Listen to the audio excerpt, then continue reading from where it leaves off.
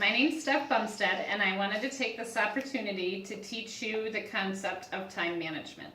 This is a concept that I have used for several years to keep me on task. It helps me stay motivated to accomplish my responsibilities, get my chores done, and also to ensure that I have the time and energy to do the things that I enjoy doing. When looking at something like this, it may seem like a daunting chore at first, but once you begin using it and it becomes a part of your lifestyle, it really does help keep you focused. So these are a few tools that I do, or a few things that I do in order to stay on task. The first thing I do is I have a very basic 12-month calendar that hangs in our kitchen. The kitchen is kind of the hub of our house, so it's a nice central location. And I put everything on there, from appointments to practices and games to work schedules to birthdays, everything and anything that I can think of, activities going on in school, so on and so forth. This is an example of what one day might look like on our calendar. So if you can imagine the square being a square for one day for the month, and I just use abbreviations for the people in our house, or initials and then abbreviations and then time. For example, this is Jillian has a dentist appointment at 9:40, and that's a nice little snapshot so everybody can stay in tune with what's going on or what's coming up. Another thing that I do for myself is to-do lists.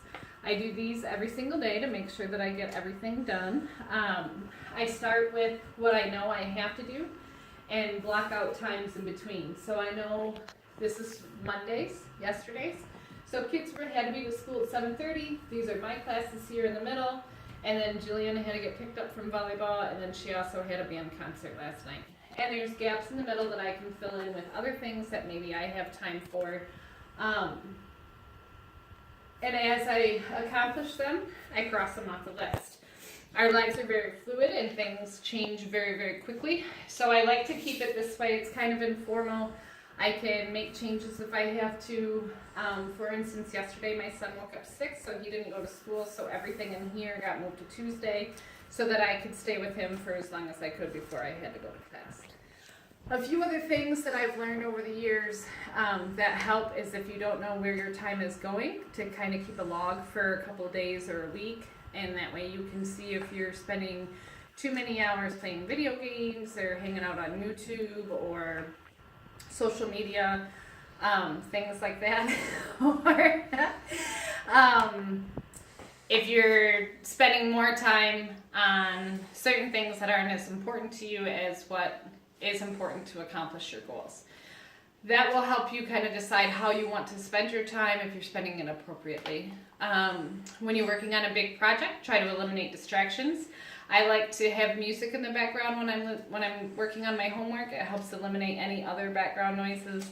It's something I've always done, but I do shut my ringer off on my phone, because if somebody calls, I'll put my homework aside and take that personal phone call, and then get sidetracked, and who knows when I'll have time to do homework again. So I try to use whatever time I've blocked out for certain things for those things, and then when I take my breaks, that's when I do the other things. And that's a big thing as well.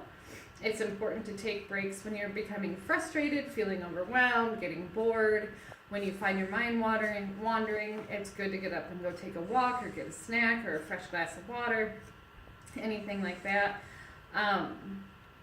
It's also important to learn how to say no to people.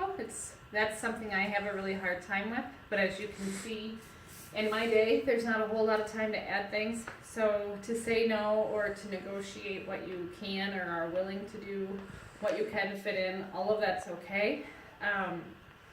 And most importantly, make sure you reward yourself with whatever task that you're doing.